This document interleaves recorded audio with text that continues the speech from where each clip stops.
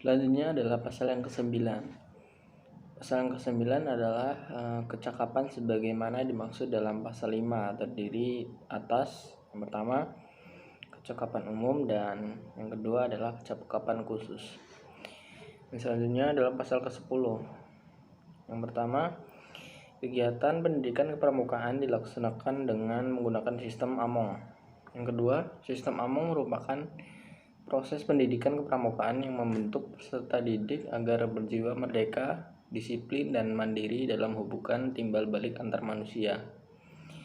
Yang ketiga, sistem AMONG dimaksud pada ayat 1 dan 2 dilaksanakan dengan menerapkan prinsip-prinsip kepemimpinan, yaitu 1. Di depan menjadi teladan, yang kedua di tengah membangun kemauan, dan yang ketiga di belakang mendorong dan memberikan motivasi kemandirian. Pasal yang ke-11, pendidikan kepramukaan dalam sistem pendidikan nasional termasuk dalam jalur pendidikan non-formal yang diperkaya dengan pendidikan nilai-nilai gerakan pramuka dalam pembentukan kepribadian yang berakhlak mulia, berjiwa patriotik, taat hukum, disiplin, menjunjung tinggi nilai-nilai luhur bangsa, dan memiliki kecakapan hidup.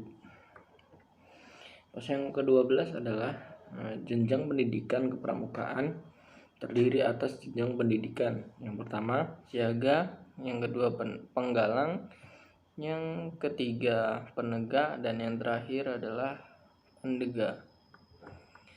Pasal yang ke-13, setiap warga negara Indonesia yang berusia 7-25 tahun berhak ikut serta sebagai peserta didik dalam pendidikan kepramukaan.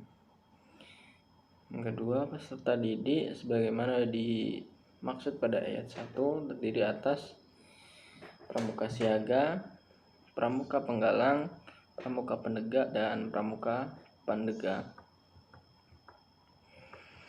Yang ketiga, peserta didik sebagaimana dimaksud pada ayat 1 dalam pendidikan kepramukaan disebut sebagai anggota muda.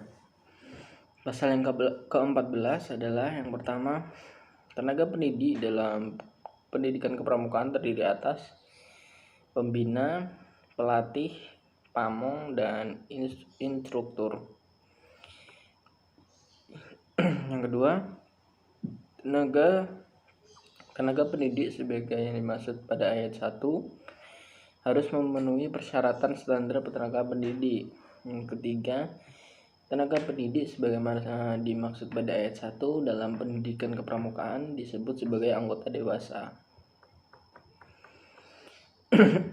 Pasal yang ke-15, kurikulum pendidikan kepramukaan yang menyangkut aspek nilai sebagaimana dimaksud pada pasal 8 ayat 1 dan kecakapan sebagaimana dimaksud pada pasal 9 disusun sesuai dengan jenjang pendidikan kepramukaan dan harus memenuhi persyaratan standar kurikulum yang ditetapkan oleh Badan Standarisasi sesuai dengan ketentuan peraturan perundang-undangan.